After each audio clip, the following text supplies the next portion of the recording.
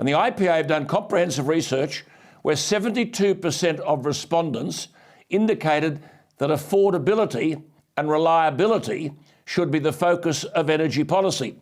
Only 28% had as a primary concern meeting net zero emissions. Daniel Wild joins me again.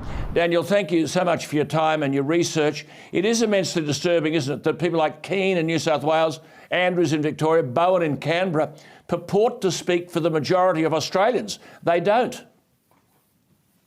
No, they don't, Alan. And since we've last talked, things have only gotten worse. We've seen Australian families told to turn off their heaters, not to turn their dishwashers on until 3 a.m. We've had aluminium smelters told that they can't operate because our energy grid can't handle it.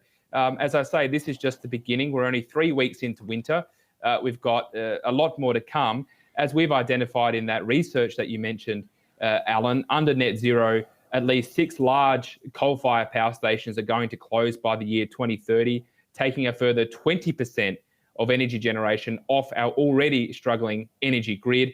And the effect of that is going to double family electricity bills, quadruple business electricity bills. In a 21st century Australia, it's astonishing that Australian families are being told you're going to have to choose between heating your home or putting food on the table for your kids. Yes, just coming back to that point you made. So doubling people, individuals, families, doubling their electricity bill. Now, your research showed that 92% of Australians were willing to pay only $100 more for Australia to cut its emissions to net zero. But as you just said, Australians are going to pay infinitely more than that.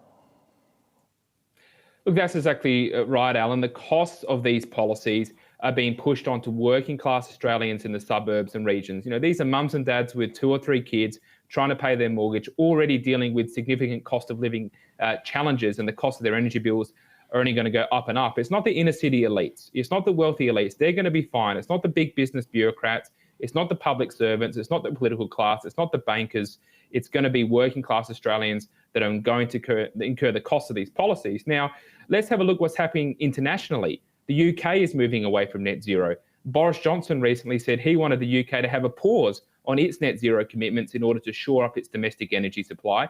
The same with Germany, which was the pin-up boy for green energy in Europe. Now they've got among the highest electricity prices in Europe. And the Greens economic minister there has said that they need to reboot their coal-fired power.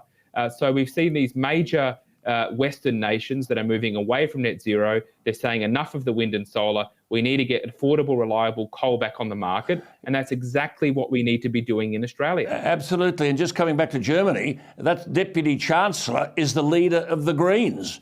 He's the bloke who's saying we have to reboot coal-fired power. Look, you make this very eerie but valid point that, quote, the unattainable green dreams of the political class and inner city elites will not just result in a cold, dark night under the quilt, but the loss of sovereign defence and manufacturing capabilities. Just amplify that point for our viewers, Daniel.